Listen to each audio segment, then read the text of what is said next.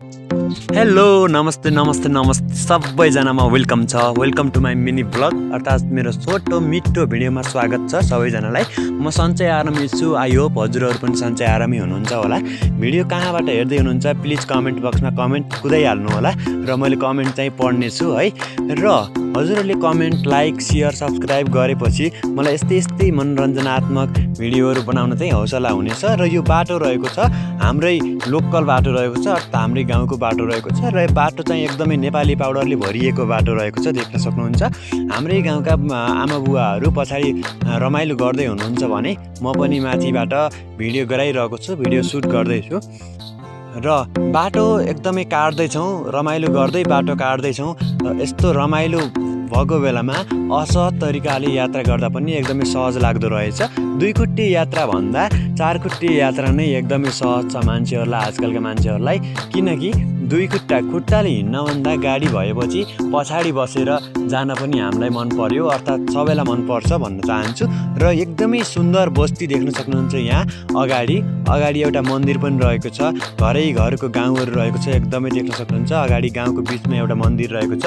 यो मन्दिर चाहिँ अहिले निर्माण भएको छ भने एकदमै राम्रो छ मन्दिर चाहिँ। पहिलाको मन्दिर चाहिँ यहाँ ओल्तिर छ, यो देख्न सक्नुहुन्छ।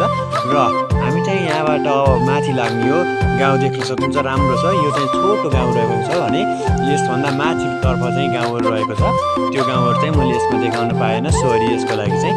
र बाटो चाहिँ देख्न सक्नुहुन्छ अगाडिको छेउ कुनै पनि नमिलेको बाटो, एकदमै खतरा बाटो रहेको छ, डेन्जर बाटो रहेको छ। यो गाउँ त मैले भन्नै बिर्सेछु नि, हजुरलाई सुन्ने हो भने सुन्नुहोस् ल। गाउँ रहेको छ चन्द्रकोट गाउँपालिका वडा नम्बर 7 रूपाकोट अन्तर्गत पर्ने बरबोट भन्ने ठाउँ हो है यो चाहिँ।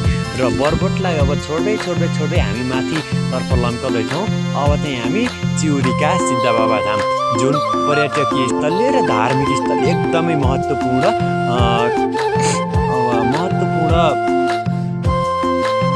रहेको छ त्यो स्थान चाहिँ। त्यो स्थानको पनि कुनै बेला मौकामा चाहिँ मलाई सहज भयो भने मैले भिडियो त्यहाँको पनि राख्नेछु। म गएको बेलामा मैले भ्लग गराएर राख्नेछु। र यो भिडियोमा चाहिँ देख्न सक्नुहुन्छ नेपाली पाउडर पछि हामी चाहिँ अघि लागिरहेको छौँ। नेपाली पाउडरले हामीलाई धेरै पछ्याएको छ। एकदमै सुन्दरताले भरिपूर्ण हाम्रो देश एकदमै राम्रो भए तापनि नेपाली पाउडरले हामीलाई छोडेको छैन। त्यो चाहिँ हामी एकदमै देख्न सक्छौँ। पछाडि हेर्न सक्नुहुन्छ, आफै बुझ्नु होला नेपाली पाउडर भनेपछि के होला भनेर। एकदमै नेपाली पाउडर उडिरहेको छ, यति भनिरहेको छु। हिन्ट दिँदा त बुझ्नुहोस् है, हिन्ट दिँदा बुझ्नुहोस् ल।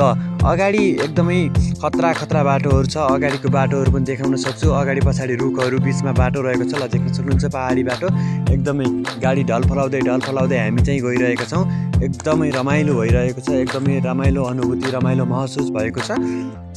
यसरी हजुरहरू माझ भिडियोहरू बनाइरहेको छु। यसरी भिडियोहरू बनाउन पाउँदा म एकदमै हर्षित खुसी रहेको छु। यस च्यानलमा रहेर मैले विभिन्न शैक्षिक गतिविधिहरू, सामाजिक गतिविधिहरू, राजनीतिक, धार्मिक, सांस्कृतिक, ऐतिहासिक लगायत विभिन्न खालका भिडियोहरू, मेरो डेली लाइफ विभिन्न खालका भिडियोहरू बनाउने गर्दछु। ती भिडियोहरू मन परेमा लाइक कमेन्ट सेयर गर्नुहोला। हस्त धन्यवाद, बाई।